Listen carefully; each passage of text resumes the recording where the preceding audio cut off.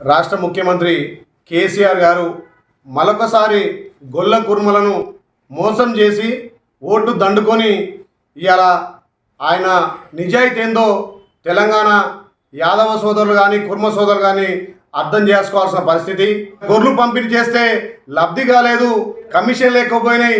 ఇవాళ 1,58,000 రూపాయలు నేను గొర్రెల కుర్మలకు నగదు బదిలీ చేస్తా అని చెప్పి మునుగోడు ఎలక్షన్ల సందర్భంగా మునుగోడులో ఎలక్షన్లు జరుగుతున్న సందర్భంలో గొర్రెల కుర్మలు కట్టినటువంటి డీడీలకు 4,730 మంది సభ్యులకు ఇవాళ అకౌంట్లలో 1,58,000 వేసి ఎలక్షన్లు అయిపోయిన తర్వాత వాటిని మొత్తం కూడా ఇవాళ నిర్వీర్యం చేసి మళ్ళీ నేను గొర్రెల పంపిణీ చేస్తా అంటున్నాడు.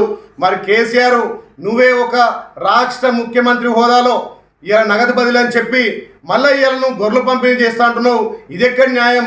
ఇలా గొల్ల కుర్మలు నమ్మకానికి మారిపోయారు, నిజాయితీ పరులు అని చెప్పి నువ్వే అంటావు. ముఖ్యమంత్రికి నూకలు చెల్లినాయి.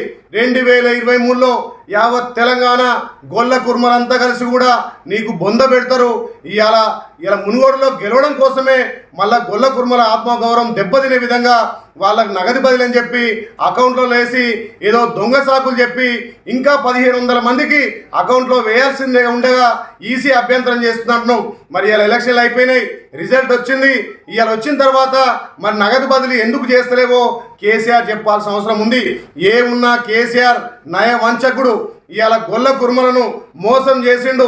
గత 3 సంవత్సరాలుగా గొల్ల కుర్మలు డీడీలు కట్టి ఇలా వాళ్ళ సొత్తంతాన్ని గవర్నమెంట్ తాను ఉంచుకొని ఏ ఒక్కరు కూడా నగదు బదిలీ చేయలేక ఎలక్షన్ల టైంలో బ్యాంకులో వేసి దాన్ని సీజ్ చేసి ఫ్రీజ్ చేసి ఇలా తాళం చేయని దగ్గర పెట్టుకొని మరి ఎలక్షన్లు అయిన తర్వాత ఆ 1,500 మందికి అదేవిధంగా ఏదైతే 4,730 మందికి అకౌంట్లు వేస్తే వాటికి ఇస్తే నీకేం మాయరోగం అని చెప్పి ఇలా గొల్ల కుర్మ తరఫున మేము డిమాండ్ చేస్తూ ఉన్నాం. మునుగోడులో కనీసం 20,000 మంది గొల్ల కుర్మలు ఇలా లబ్ధి పొందుతామని చెప్పి నీ కోట్లేసి గెలిపిస్తే ఇలా గెలిచిన తర్వాత ఓడదాటగానే బోడమల్లే అనే సామెతగా ఇలా రాష్ట్ర ముఖ్యమంత్రి చేస్తుంది. కాబట్టి ఖచ్చితంగా ఏదైతే నగదు బదిలీ అన్నవో ఖచ్చితంగా యావత్ తెలంగాణ గొల్ల కుర్మలకు ఇవ్వాల్సిందిగా డిమాండ్ చేస్తూ ఉన్నాం. లేకపోతే 2023లో నీ గోరి కడతారు. ఇలా మునుగోడులో కూడా నువ్వు గెలిచిందంటే అక్కడ సిపిఎం ఓట్లతోటి గొల్ల కుర్మల ఓట్లతోటే ఇలా అరాకొర ఆ 10,000 మెజార్టీతో గెలిచినావు. కానీ నీ ప్రభుత్వానికి పతనం స్టార్ట్ అయింది. ఇకనైనా ఒక రాష్ట్ర ముఖ్యమంత్రి హోదాలో ఇచ్చినటువంటి నగదు బదిలీని ఎంబడే డీడీలు కట్టి తాజా వార్తలు, వార్తా కథనాల కోసం సబ్స్క్రైబ్ చేయండి స్వేచ్ఛ టీవీ, ఫ్రీడమ్ ఆఫ్ వాయిస్.